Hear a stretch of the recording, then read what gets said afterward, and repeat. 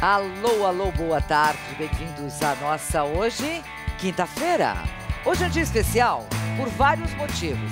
Por estarmos aqui, estarmos vivos, você está aí conectado comigo. Ah, você tem problema com imóvel, com banco. Hoje é o dia da gente resolver essas pendências, essas cobranças absurdas que a gente sofre tanto com isso, né? E hoje é um dia especial também porque o Renê está de aniversário. É um dia especialíssimo. Então, Renê, receba de todos nós muitos abraços, desejos de felicidade. Que Deus te abençoe com muita saúde, principalmente, tá bom? Te amamos muito porque você é um sujeito especial. Especial também é esse professor que eu vou te mostrar agora. O que é sensibilidade? Quer ver? O que ele fez?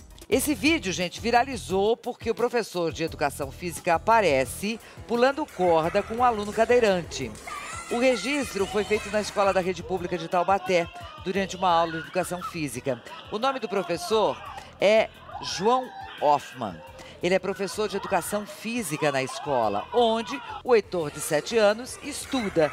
E aí, na semana passada, eles estavam em um período livre para brincadeiras, quando o Heitor viu um grupo falando que ia pular corda, né? Vamos pular corda. E aí ele pediu para pular junto com eles.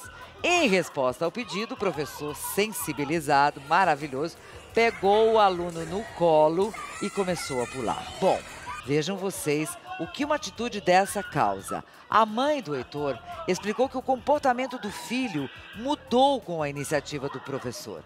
O professor explicou que desde o início do ano ele aplica atividades para que a turma entenda a importância da inclusão de um deficiente físico.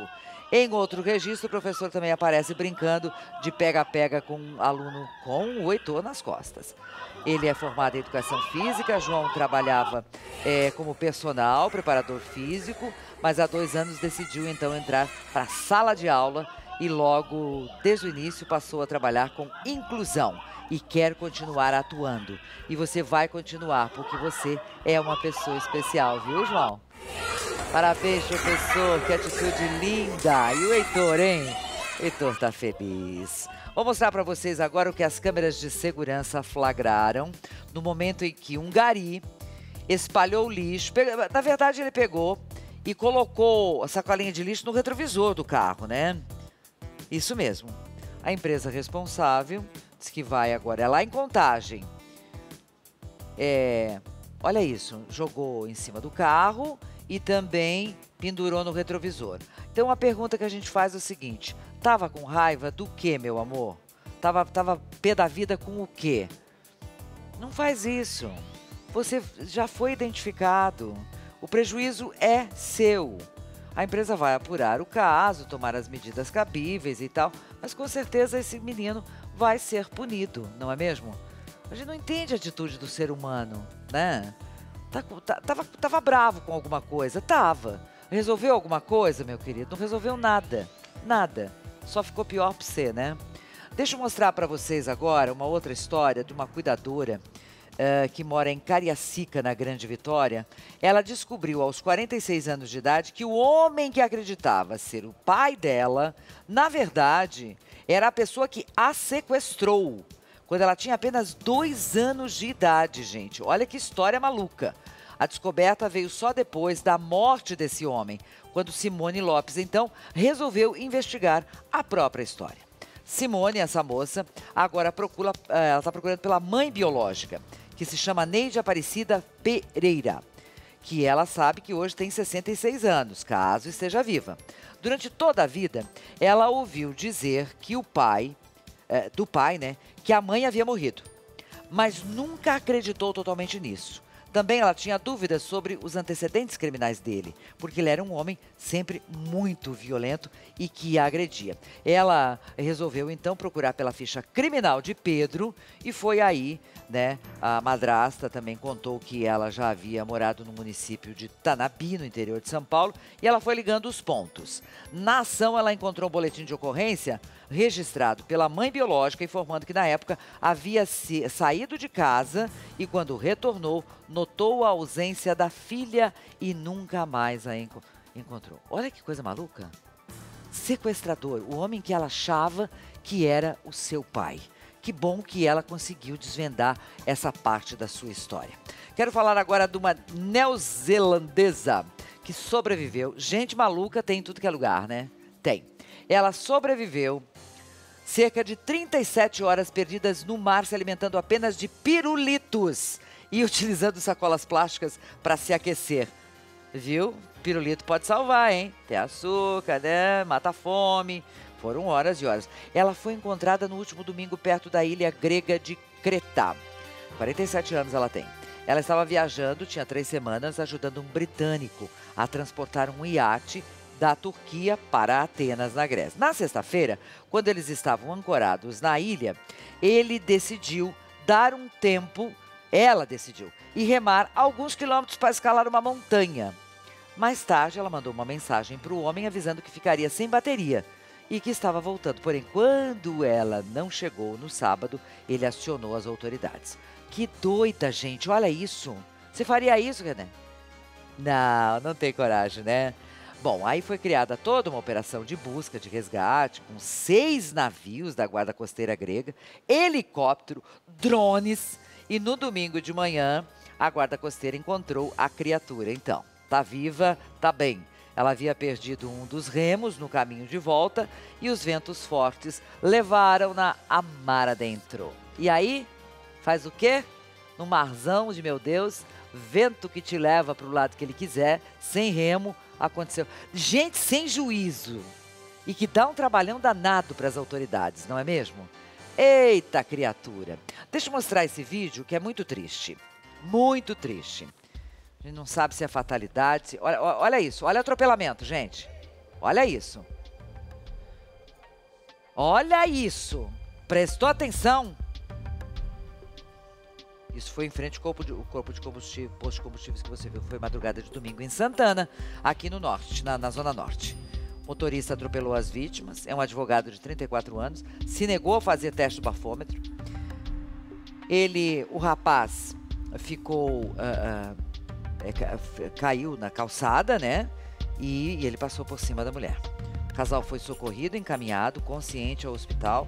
No boletim de ocorrência consta que o motorista apresentava odor etílico. Ele foi indiciado por lesão corporal culposa sem intenção de matar. Sem. Dolosa é quando tem. Culposa, não. Desculpa, gente. Se eu tô bêbado ao volante, eu tô correndo o risco, não tô? Coloca, enche a tela aqui, faz favor, enche a tela. Olha isso, olha isso. É forte, a imagem é forte, pode botar de novo. Bêbados, etílicos, homens etilizados, olha isso. Machucou pouco. Doutora Bruna Kusumoto, que daqui a pouquinho vai falar comigo com direitos bancários, imobiliários. Boa tarde, obrigada por estar aqui comigo. Eu não consigo entender. Assumir o risco, Boa tarde. né? Bom dia para vocês. Boa tarde. Boa tarde. Assumir o risco. Para mim, assumir o risco, que tem dolo eventual, sim.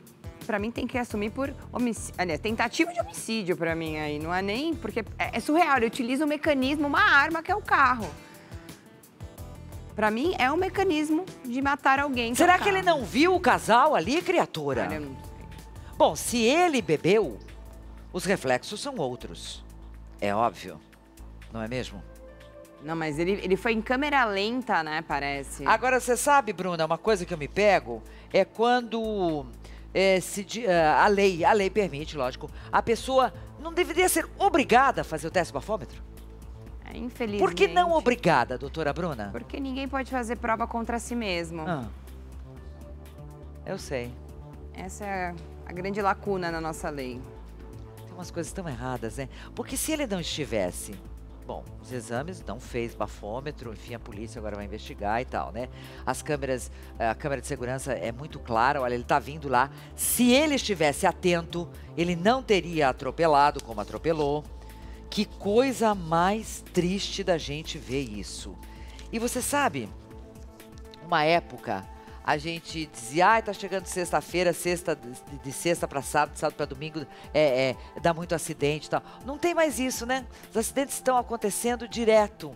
As pessoas bebem, são imprudentes, são loucas. Essa moça tá super machucada, ferida, vai esquecer disso nunca mais na vida, vai ficar com esse trauma. O carro passou sobre ela.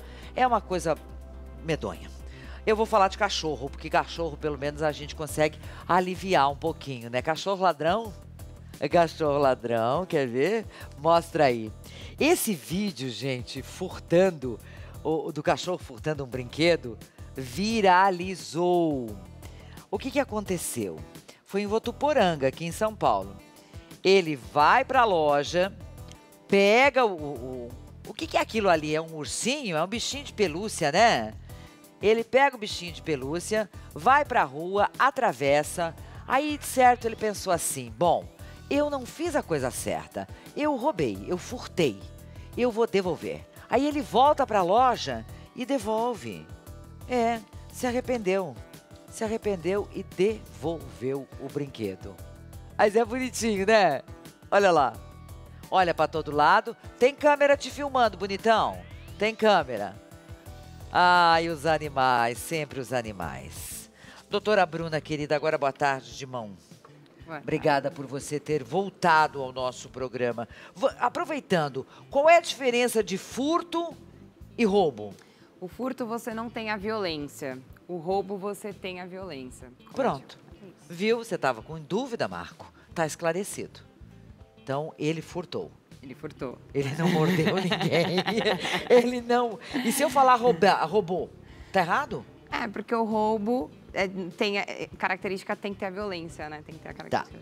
A doutora Bruna está aqui para a gente falar sobre direitos bancários e imobiliários. Você pode fazer a sua pergunta. O nosso telefone está na tela aí, Celso. É o 964874908. Pode fazer pergunta para ela. Vamos lá. Eu vou começar a falar de problemas que a gente está tendo muito com pessoas idosas, ou com mais de 50, mais de 60 anos aposentados. Os tais dos empréstimos consignados, que a pessoa não pediu, não fiz. Bom, eu já sou uma pessoa idosa, então as pessoas me ligam direto aqui para me oferecer. Eu já passei dos 60, né? Então elas me ligam para me oferecer toda semana, gente. E eu fico sempre de olho na minha conta, porque às vezes vem desconto sem você saber, sem você autorizar. Como é que faz? O primeiro empréstimo consignado, ele não pode ser algo que você tem que ficar oferecendo. Os bancos não podem ligar para você como se simplesmente fosse um amigo e falar, olha, eu estou aqui disponível para você um empréstimo consignado. Não, a pessoa tem que ir até o banco e ela, sim, tem que mostrar o interesse. Eles utilizam isso justamente pela fragilidade que os idosos têm e também pelo fato do valor da aposentadoria ser muito pequeno. Então, eles tentam estimular os idosos a gastarem mais utilizando esses empréstimos compulsórios, tá? Segunda pergunta, referente aos descontos que tem devidamente na sua conta bancária. Você verificou algum tipo de tarifa que você não entendeu? Ou qualquer multa que existe também, às vezes, multa de atraso porque não caiu o cheque também. Você tem que ligar imediatamente para o banco ou para a sua gerente, formalizar por e-mail, eu sempre peço isso, formaliza por e-mail, porque por telefone a gente não tem como provar. E depois você fala, o que é isso? Ele justificando que está dentro do seu contrato esses valores, foi informado para você quando você contratou isso na sua conta, ok, é permitido. Se não estiver claro dentro do seu contrato bancário, isso não é permitido, ele tem que tirar. Olha a pergunta que está aqui. Fiz uma simulação com o meu gerente, com a minha gerente, Gisela, empréstimo de R$1.000. A gerente disse que eu teria que pagar R$2.000. Exorbitante isso. É exorbitante quando você analisa a questão do quanto eu peguei e quanto eu tenho que pagar. No entanto, o banco trabalha, o lucro do banco são as taxas e juros. Então, para o banco te oferecer isso e ter o risco da atividade dele, que pode ser que você não venha a pagar, ele coloca esses juros e isso é permitido justamente pelo risco da atividade dele de emprestar e não poder não receber. Não sei se você pode responder. Como tirar o documento uso capião de graça, sem pagar? Tem como? Olha, a uso capião, na realidade, você tem que contratar um advogado, tá? Pode ser pela Defensoria Pública, e aí sim você não precisa pagar. E dentro da Defensoria Pública você vai pedir a justiça gratuita. Você não recebendo acima de 3 salários mínimos e nem tendo uma renda, sua família tendo uma renda acima de 3 salários mínimos, você consegue entrar com uma ação de uso capião de forma gratuita. Quando se está com o nome sujo, essa pessoa aqui, o marido, enfim, foi fiador da sobrinha, na questão do FIES, foi isso. E o nome ficou sujo também. Quando do marido fica, da esposa também? Não fica sujo, porque são CNPJs diferentes. No entanto, tem que verificar como consta no contrato, se está constando como anuente ou como avalista a esposa também, na questão de contrato. Nunca usei cheque. Na minha conta, cobra uma taxa de cheque especial.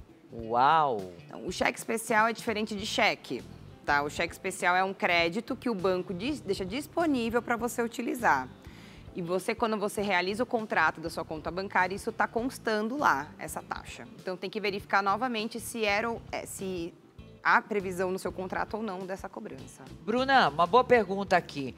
Quando o processo está parado, se paga o advogado? Mesmo assim? Paga. O advogado, existem dois tipos de cobrança para um advogado. O contrato dele, tá? Então, nós chamamos honorários contratuais, que é entre eu e você, e eu estipulei R$1.000 para eu responder todo o processo.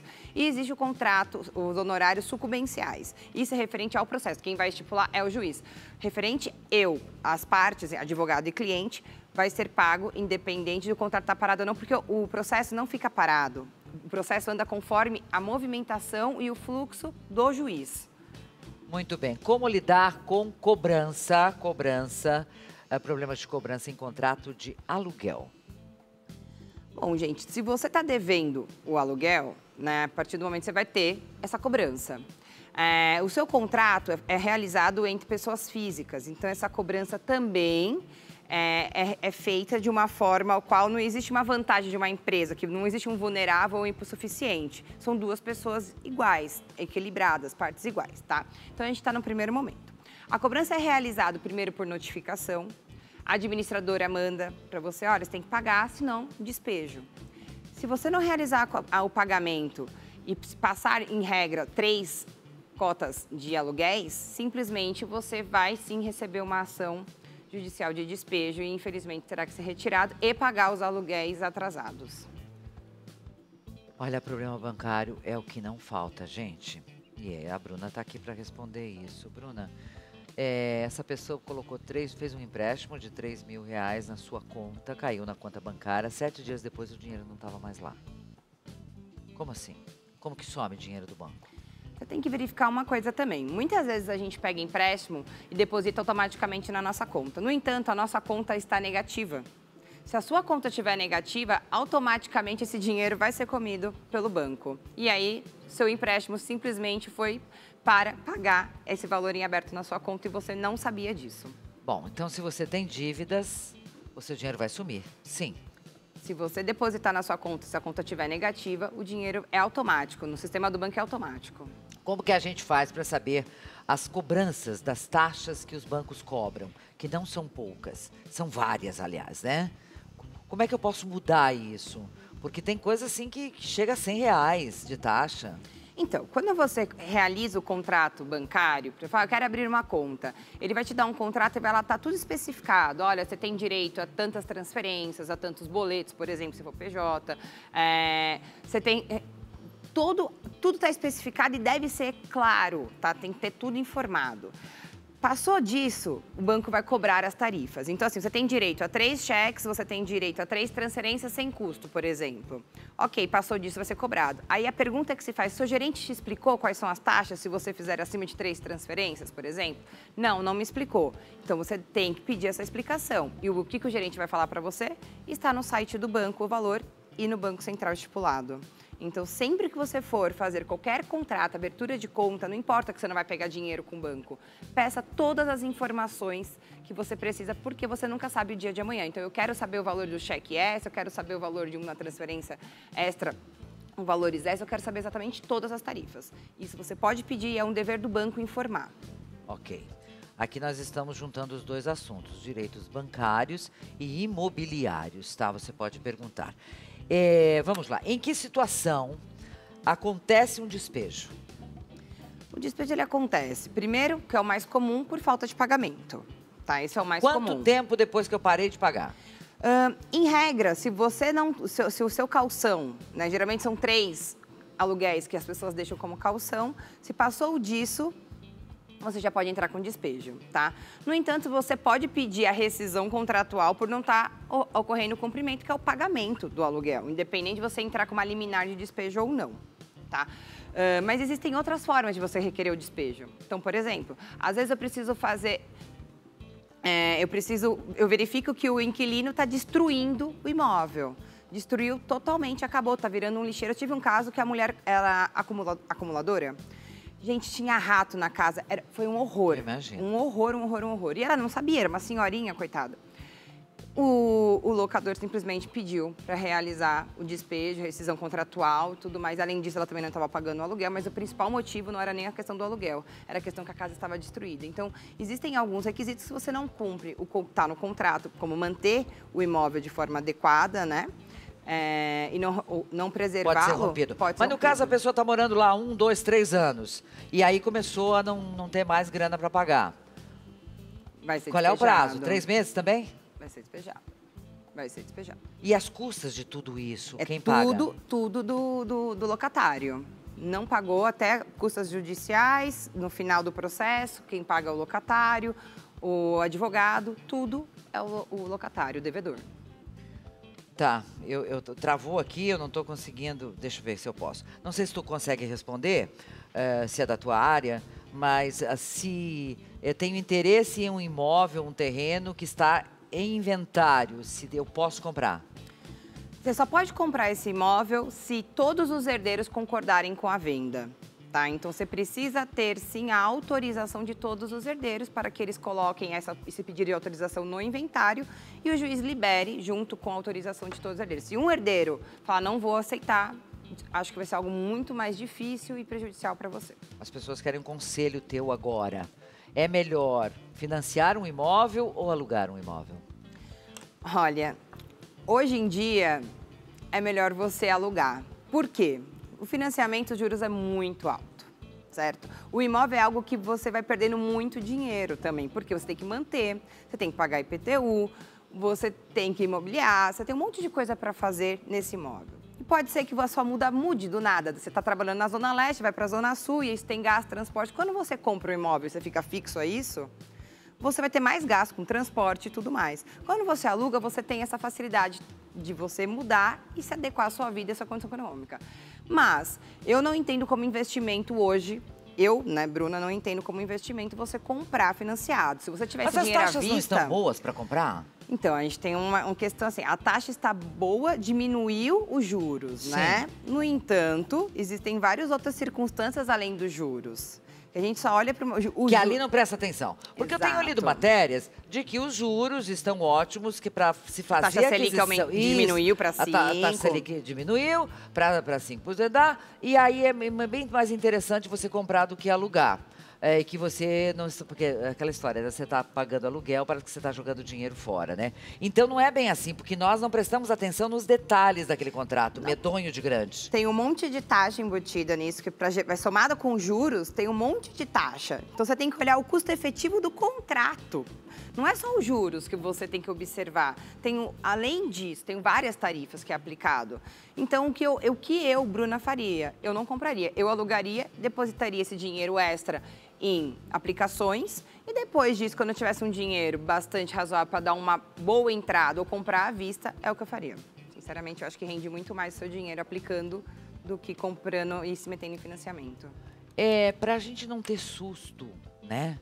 É bom, na hora de fazer um financiamento para um imóvel, um carro, seja lá o que for, ter uma orientação de um advogado? Gente, eu acho que é primordial, tá? Isso é primordial. E vou te dar um exemplo dessa semana.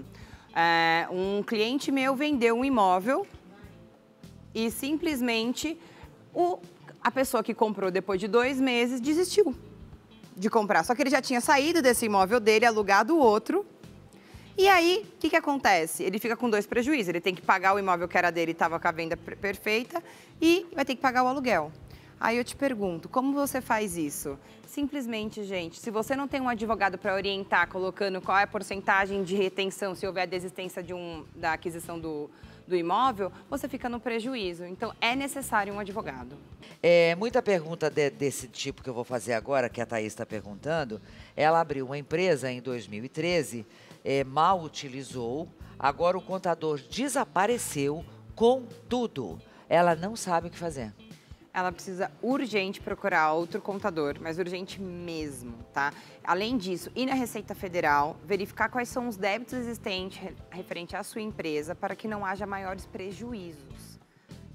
Eu indicaria ela fazer isso, tá? Vai na Acha o Receita advogado Federal. correndo, Thaís? Aqui o meu amigo pediu a conta no trabalho, foi na contabilidade, falaram que ele só pode tirar o fundo de garantia daqui 2 anos. Tá correto isso? Não. Não, né? Não, ele pode tirar, se eles não derem a guia do fundo de garantia, ingresso com a ação trabalhista. Essa guia deve ser dada em quanto tempo? Em regra, assim que ocorre a homologação da rescisão, a própria empresa já emite a guia de fundo de garantia, seguro-desemprego, para ele dar entrada. Voltando a falar de banco, o banco tem o direito de cobrar todas aquelas taxas? Se tiver previsto em contrato, sim, tá? Ele tem o direito, desde que esteja previsto no contrato, desde que estivesse informado. A regra do banco é simples, ele tem a obrigação de informar o cliente. Se ele te informou, te deu um contrato, mesmo que você não tenha lido, mas está lá no contrato, ele pode cobrar. Meu Deus do céu, como tem problema, viu, gente? Como tem problema nessa área trabalhista, nessa questão de abrir empresa e não fechar. Às vezes pega um grupo de amigos, faz para ter um CNPJ. Sim, uma sociedade. Tem muita pergunta nesse sentido aqui também, de fazer o quê? Porque vai, às vezes, um para cada canto, né? E você não sabe, teu nome trava, fica sujo. Sim. Na realidade, quando você abre uma empresa, você tem que abrir uma empresa, por mais que sejam seus amigos, você precisa entender o que é essa empresa, tá? E você precisa acompanhar a movimentação dessa empresa, tanto financeira quanto tributária, quanto o andamento dela em si. Porque se algo der errado, todo mundo ali responde. Se um sócio sumir, por exemplo, e permanecer com o nome lá, o nome dele, ele vai responder por tudo que aconteceu nessa sociedade. Okay. Doutora Bruna Kusumoto, @Kusumoto Advogados. Esse é o Instagram da Bruna, para você que queira contatá-la e ela vai lá e responde para você, tá bom? Obrigada, muito obrigada, minha linda, por ter vindo. Já vou conversar com Dani Eisenberg. É assim, Bibi? A gente vai falar sobre ginecologia, obstetrícia, mulheres grávidas, que aqui não falta gente grávida nesse programa também, viu? Não falta. Agora, doutor Dani Eisenberg está aqui comigo. Boa tarde, obrigada por você ter vindo. Vamos falar de fertilidade, de gravidez. Gestantes podem tomar qualquer medicamento, por exemplo, doutor? Não, né? Não, eu acho que é uma pergunta bastante interessante para a gente começar. Mesmo alguns produtos que são naturais não são permitidos na gestação. Então, é muito importante que a gestante tenha sempre orientação do seu médico obstetra para saber quais medicações que devem ser tomadas e em que fase da gravidez que deve ser tomada. Por exemplo, os anti-inflamatórios que as pessoas usam bastante, eles são permitidos no 2º trimestre da gestação, mas não devem ser utilizados nem no 1º trimestre, nem nos 3 primeiros meses e nem nos últimos 3 meses. Quando você fala nem os naturais, a gente está falando daquele chazinho também, né? As pessoas muitas vezes confundem produtos que vêm da natureza com produtos saudáveis. Então, nós sabemos já, desde a medicina tradicional chinesa, que existem alguns chás que, por exemplo, aumentam o risco de abortamento. Então, mesmo os chás, a pessoa deve consultar o seu obstetra. Não faça loucuras. Consulte o obstetra, conversa com ele vai dizer se pode ou não pode.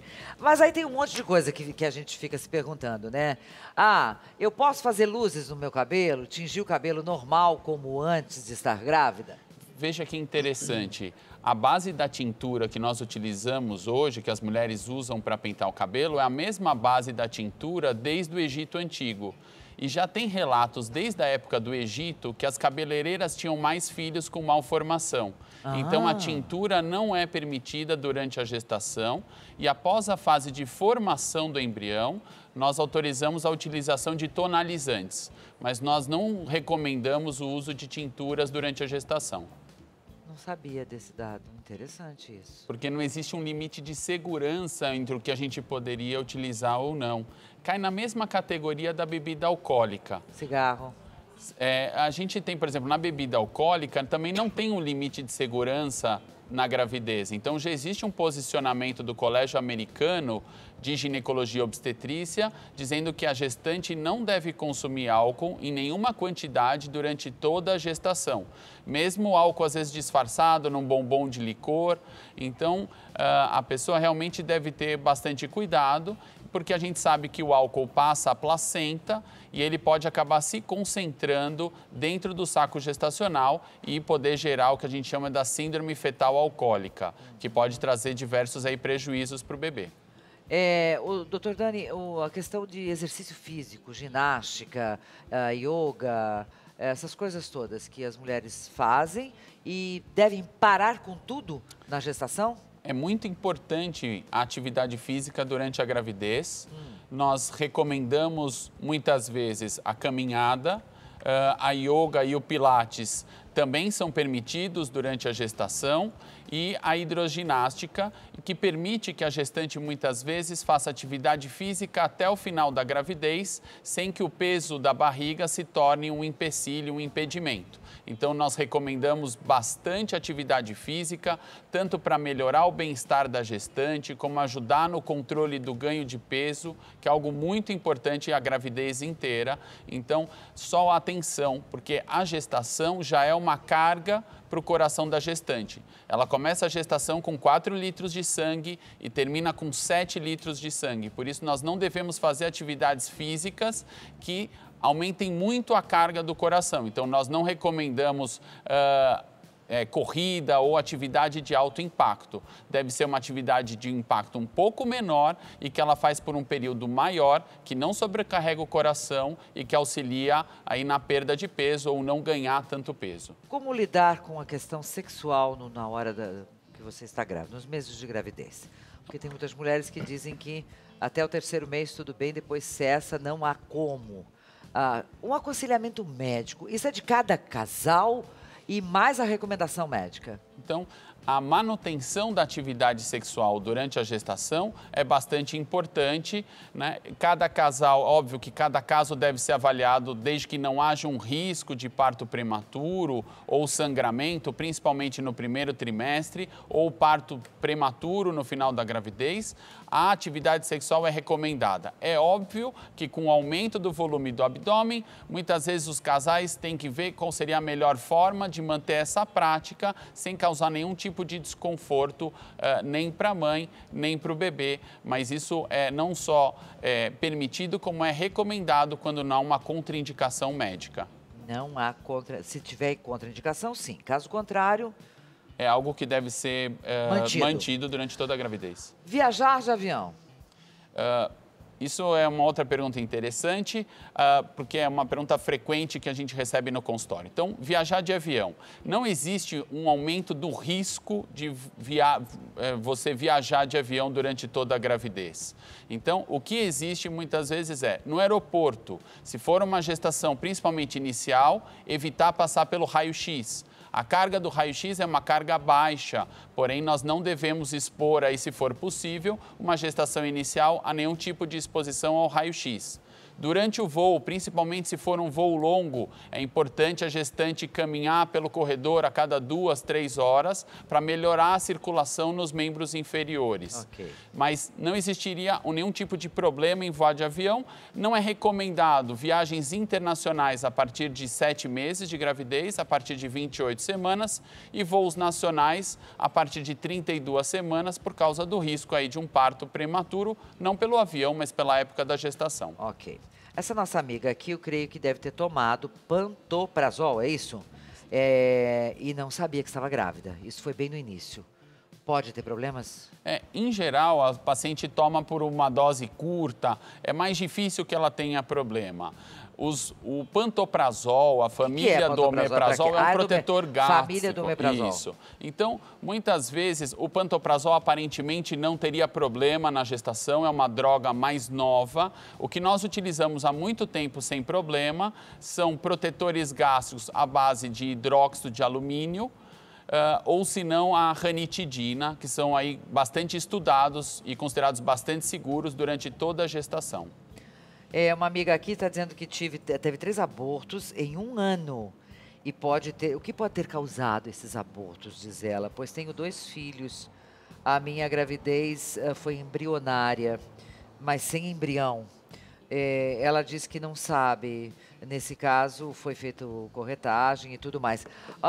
Vamos falar das causas possíveis de aborto. Uhum. Então, a partir de a pessoa ter uma perda gestacional, um abortamento, é algo que pode ocorrer e que muito dificilmente vai se repetir. A partir de 2 perdas seguidas, nós já teríamos aí o chamado abortamento habitual. E existe um conjunto de causas que podem levar ao abortamento habitual. Então, nós temos desde problemas genéticos em um dos pais, nós temos as infecções intrauterinas, nós temos malformações uterinas ou a presença de pólipos ou miomas que podem levar ao abortamento habitual.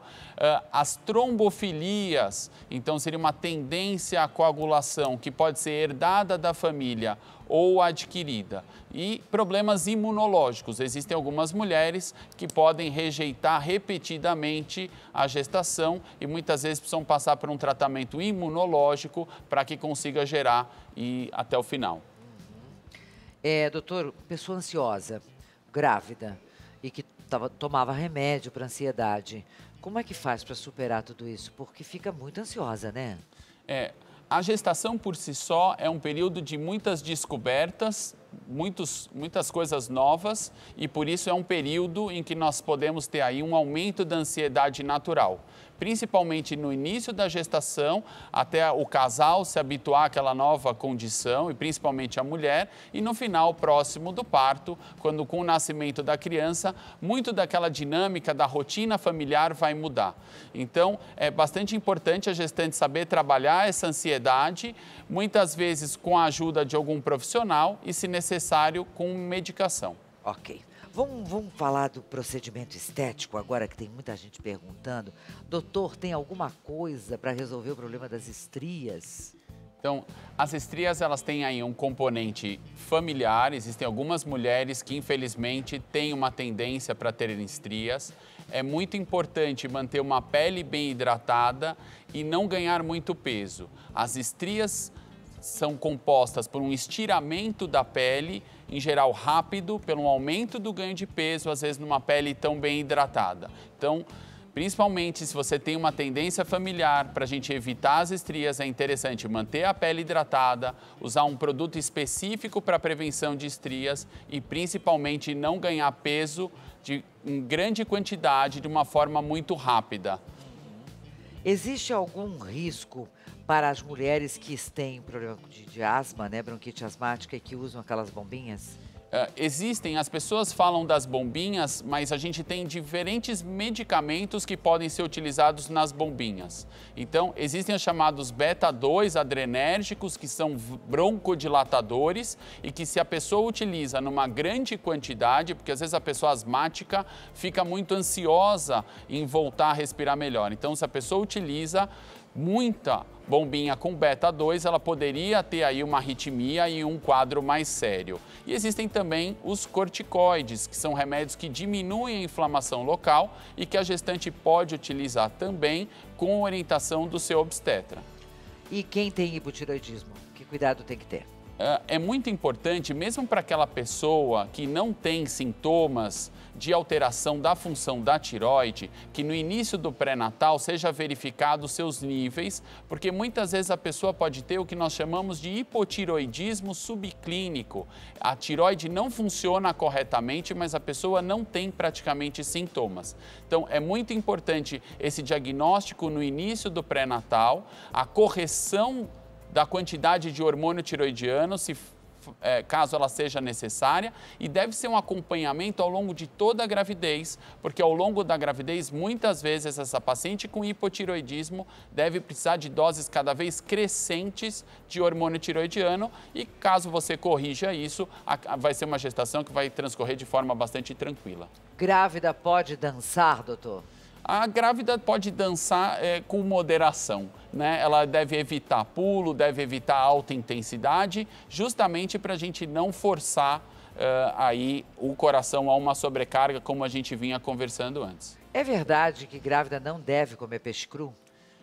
Essa pergunta do peixe cru é muito interessante. As minhas pacientes do consultório às vezes ficam um pouco bravas. O peixe cru, em geral, ele não tem nenhum problema a priori. O problema é por ele ser cru, existe uma facilidade de contaminação, tanto no seu transporte quanto no seu preparo, já que muitas vezes o sushi man, em geral, prepara sem luva. Então, nós não recomendamos a ingestão de nenhum tipo de carne crua durante toda a gestação, pelo risco da gestante poder contrair algum tipo de verminose. Então, não só o peixe cru, mas nós não recomendamos o carpaccio, o rosbife, carne mal passada. Então, nós devemos ter todos esses cuidados durante a gestação. É um período que não é muito longo e, em nome da saúde, tanto da mãe quanto do bebê, vale a pena um sacrifício. Vale o sacrifício, né, gente? Olha que a gente estava falando aqui sobre coisas naturais, que podem ser não tão naturais. Tem uma pergunta boa aqui.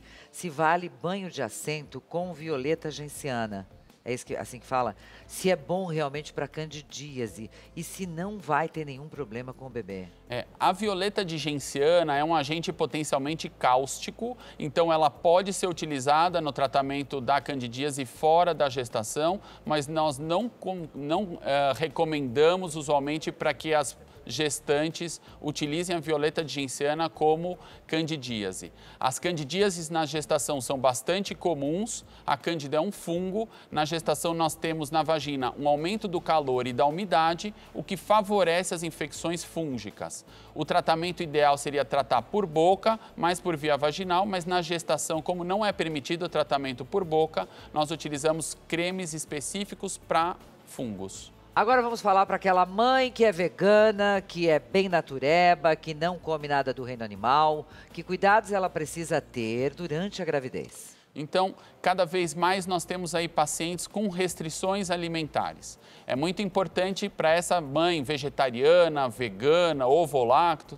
que tenha um acompanhamento nutricional para que não falte nenhum tipo de nutriente essencial para a criança, e isso é totalmente compatível com a gestação. A pessoa não deve abrir mão das suas preferências alimentares, mas muitas vezes deve ser feito um acompanhamento personalizado para que se equilibre a dieta, principalmente para que se aumente a oferta de ferro para essas gestantes. Isso pode ser acompanhado com exames de sangue ao longo de toda a gravidez, para que não falte nenhum tipo de nutriente.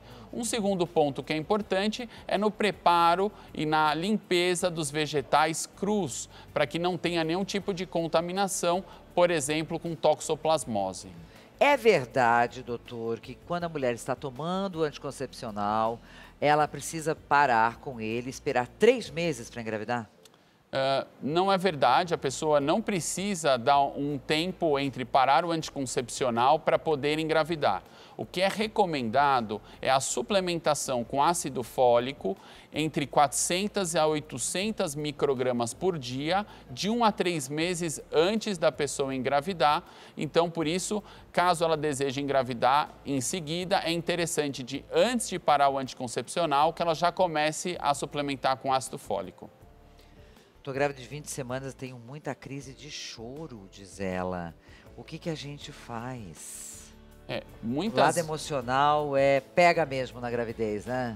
Nós conversamos com as pacientes que ela tem que se entender de uma forma mais frágil. As pessoas que estão em volta também devem ter essa compreensão, e problemas que normalmente seriam mais facilmente resolvidos fora da gestação, nesse período, pela carga emocional envolvida, podem levar, muitas vezes, a pessoa ao desespero, a problemas no trabalho. Muitas vezes, quando essa ansiedade, essa tristeza está atrapalhando os relacionamentos familiares, os relacionamentos profissionais, é interessante conversar com seu obstetra, muitas vezes utilizar a medicação ou procurar ajuda de um profissional especializado. Estou quase encerrando a minha conversa com o Dr. Dani Eisenberg, mas dá para fazer mais uma pergunta, 2 para ele, sobre pressão arterial. Que cuidado que eu tenho que ter?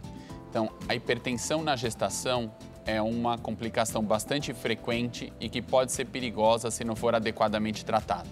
Então, existem alguns cuidados. Primeiro, novamente, não ganhar muito peso na gestação. O ideal depende, obviamente, do seu tamanho e do peso inicial, mas é um ganho de peso entre 7 e 9 quilos durante a gravidez inteira, no máximo 12 quilos. A segunda coisa, não consumir sal em excesso. Terceiro ponto, caso você já tenha tido gestação pressão alta na gestação anterior, existe um risco maior e isso deve ser uma gestação ainda mais cuidada, em geral com um profissional especializado em gestação de médio e alto risco. Ok. Agora nós sabemos que as mulheres estão retardando a gravidez, empurrando, querem resolver uma série de coisas na vida para depois engravidar. O que é bom e o que é ruim nisso? É muito importante nós lembrarmos que a mulher perde 90% da sua capacidade reprodutiva depois dos 40 anos. O ideal, caso ela possa, é escolher ter todos os filhos antes dessa idade, principalmente antes dos 35 anos, caso isso seja possível. Hoje em dia, nós vemos cada vez mais no meu consultório busca de pessoas que postergaram a maternidade e por isso têm dificuldade para engravidar. Então, é muito importante que, além dos desafios profissionais, que as pessoas coloquem no seu planejamento o momento mais adequado para ter filhos, mas isso precisa entrar. Qual é o limite, doutor? Então, uma boa idade para ter filho? O ideal é antes dos 35 anos. Antes dos 35. Isso é um problema maior hoje em dia, porque a maioria das mulheres hoje casam entre 26 e 28 anos. Então, as pessoas estão postergando o casamento e postergando ainda mais a idade da gestação. E essa gravidez está indo lá para os 38, 40, né? Caso a pessoa aceite a doação de óvulos, ela poderia engravidar quase que em qualquer idade. A gente não recomenda a gestação após os 50 anos, apesar do recorde mundial ser 70 anos. Muito bem. Aqui o doutor Dani tem o 991585222. Você entra lá, bom, na própria rede social dele, né? Tem, né? Qual que tem? HI Saúde da Mulher. HI Saúde da Mulher. HI Saúde da Mulher. Tá lá na tela. Obrigadíssimo por ter vindo. Muito obrigada. Amanhã tem o Frase, a Jairo aqui, porque é dia de resumo das fofocas. E vamos falar sobre pressão arterial no geral com o cardiologista. O cuidado que você precisa ter, que hábitos errados que você está tendo e que pode mudar e ter uma vida mega saudável. Te espero então a partir do meio-dia aqui na Rede TV. Muito obrigada pelo carinho da sua audiência hoje. Até amanhã.